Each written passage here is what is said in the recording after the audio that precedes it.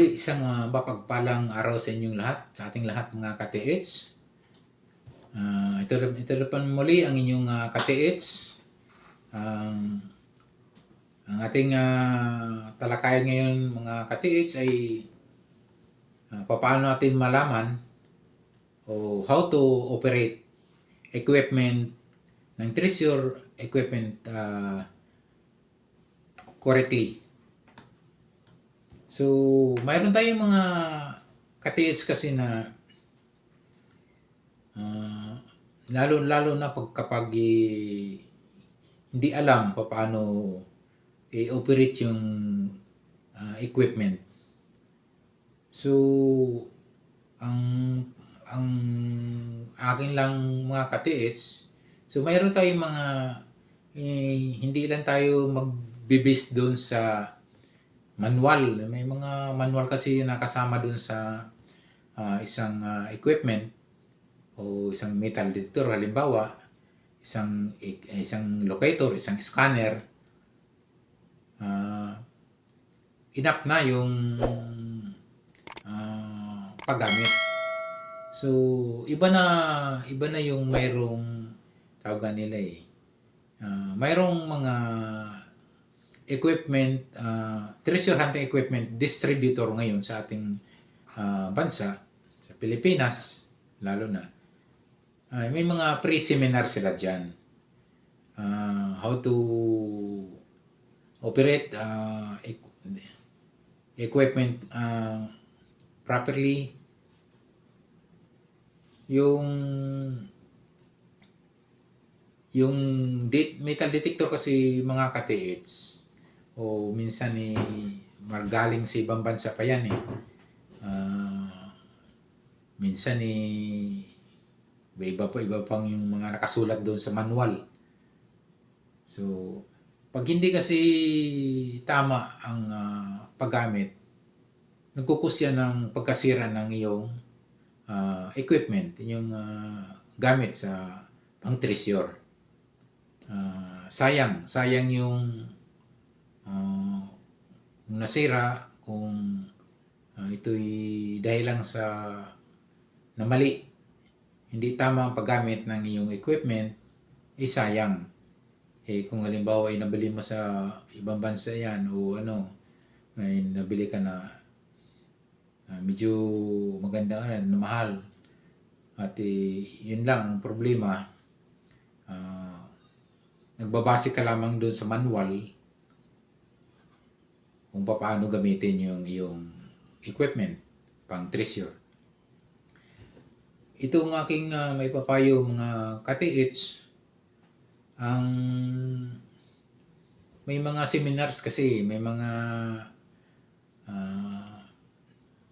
sa atin ngayon marami na yung mga distributor ng mga legit, mga original na mga equipments ngayon pang treasure. So nagbibigay na sila ng advance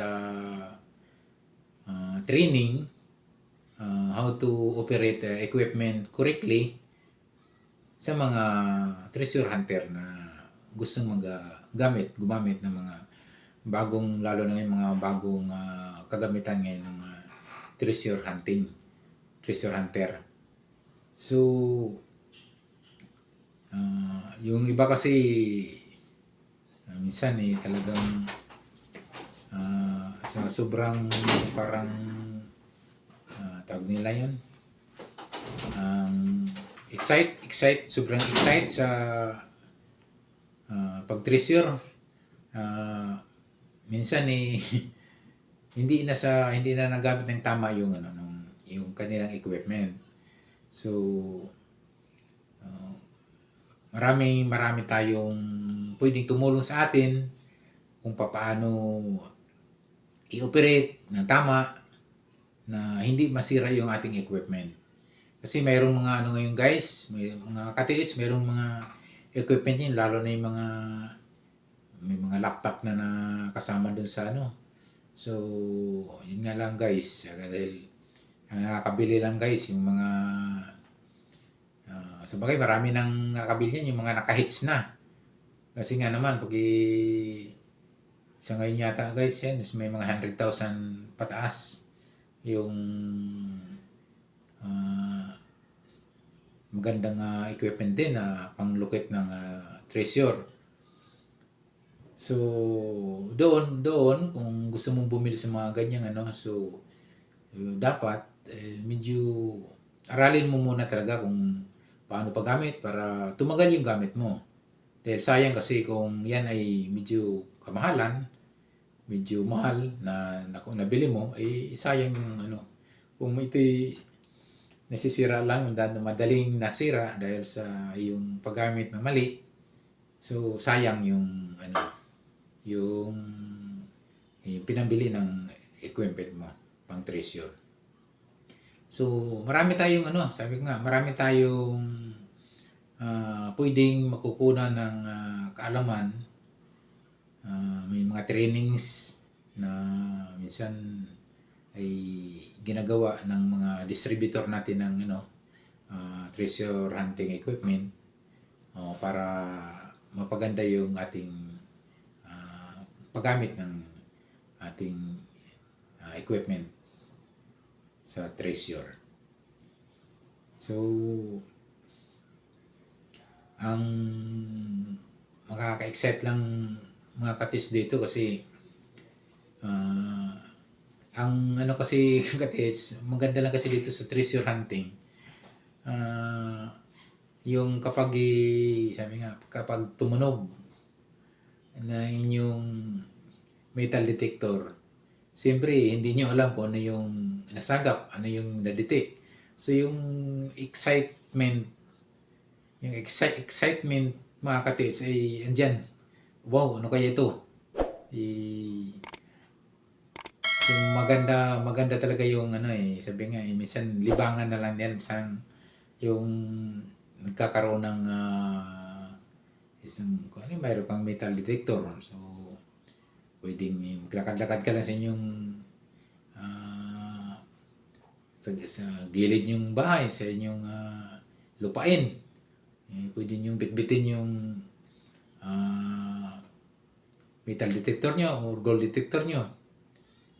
Malay nyo, sabi nga yung mayroon palang nakabaon dyan o mayroon palang at makaditik ka na treasure item dyan sa inyong lupain. Iba na talaga yung mayroong gamit. Dahil nga sa ibang bansa nga mayroong gumagawa dun sa kanyang lupain, nawala yung kanyang isang gamit dun na na hinahanap niya.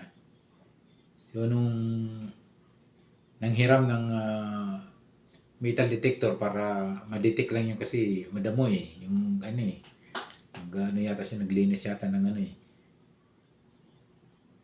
aksidente. Luckily, aksidenteng nakadetect ng item na talagang mga century tagal, mga how many years na yung so ibig sabihin malaking halaga ang kanyang aksidenteng nakita o na-detect doon sa hiniram niyang detector. So isipin mo guys, hindi iniisip ng may-ari ng lupa na mayroon palang nakabaon. At napakaganda po guys dahil yung nakitang items, yung mga relics na napakatagal ng panahon ay napakababaw lang. So siguro may mga isang dangkal lang, isang dangkal lang yung lalim. So talaga naman nung nadaanan ng metal detector talagang ng mga yung maingay ng detector. Dahil nga sobrang lapit yung mga relics na yan na aksidenteng na detect ng nahiram na metal detector niya sa kanyang kaibigan. So naging mayaman yun yung naging sobrang yaman ngayon yung tao na yan. Dahil nga sobrang daming artifacts, mga relics, mga old coins, mga talagang ah, napakamahal ng halaga yung kanyang nakita, na aksidenteng nakita dahil lang sa metal detector. So, iba na yung mayroon kang metal detector. Sabi nga, talagang posibleng makatisod ka. So, masarap guys, masarap mga ka-TH na kahit libangan lang o parang pinaka ano mo lang yan, libangan mo lang yung nabiling metal detector o scanner o ano pa man naman yan, locator pa man naman yan, ang tawag noon, mga gamit na yung nabili, at posibleng makatisod ka, posibleng makatitik ka ng items niya na mahalaga o may halaga. So, yung kahit man ako mga ka-TH, talagang gusto ko rin bumili ng yung isang detector para lang kumbaga parang isang ano na rin, pwede na isang gagawing ano yan parang exercise na din dahil pwede kang maglakad-lakad sa inyong lupain, sa bukirin nyo. So, malay nyo yung lupa nyo pala dyan, yung noong panahon mayroong mahalagang mga nakabaon diyan. So, dahil may gamit ka at aksidente mong nadaanan at tumunog ngayon yung metal detector, yung locator nyo, yung scanner nyo, detect, ay napakaswerte mong tao. Sabi nga yung swerte nga talagang magugulat ka na lamang. Kung talagang swerte ay swerte mo talaga. So yun ito yung kasabihan nga ang maganda lang sa may detector ay malamang ka na malay mo balang araw ay talagang makakita ka, makatisod ka, maka-aditi ka ng mahalagang bagay at ito'y mahal at ito yung pakinabangan sa iyong buhay. Mga ka-TH, sana nakapulutan nyo ng aral paano i-operate yung tama ang iyong nabiling equipment. So mayroon tayong mga seminars sa mga distributor, pwede kayong magtanong doon, pwede kayong magsangguni. Okay, so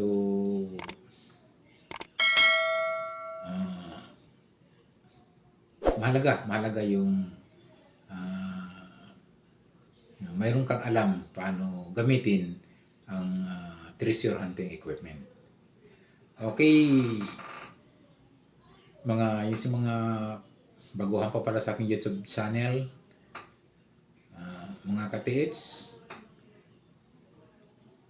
don't forget to subscribe at huwag kalimutan pindutin yung notification bell para updated kayo sa aking mga YouTube ipapalabas pa. Muli, maraming salamat sa inyo. God bless as always.